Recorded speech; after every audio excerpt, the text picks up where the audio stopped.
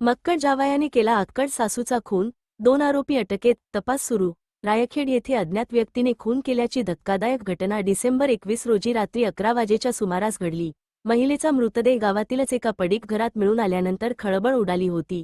शानुबाई शान्या ठाकरे, 45 असे खून झालेल्या महिलेचे नाव होते. घटनेची माहिती मिळाल्यानंतर पोलिसांनी रायखेड गावात धाव घेत तपास सुरू केला होता.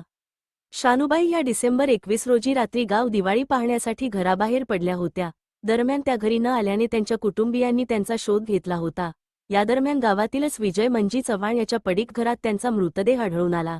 त्यांच्या डोक्यावर विटेने हल्ला केल्याचे आढळले आहे. घटनेची माहिती पोलिसांना दिल्यानंतर मसावत पोलीस ठाण्याचे पथक घटनास्थळी दाखल झाले होते.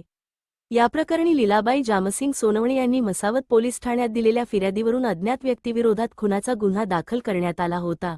पोलिसांनी लागलीच खुनाच्या गुन्ह्याची गांभीर्याने दखल घेत लागलीच तपास चक्रे फिरवत अवघ्या 24 तासाच्या आत रवींद्र फत्या सूर्यवंशी, वय 46 वर्षे, राहणार रायखेड ता. शहादा, दिलीप दशरथ भिल उर्फ सूर्यवंशी, वय 47 वर्ष, राहणार जवखेडा ता. शहादा यांना अटक करण्यात आली आहे.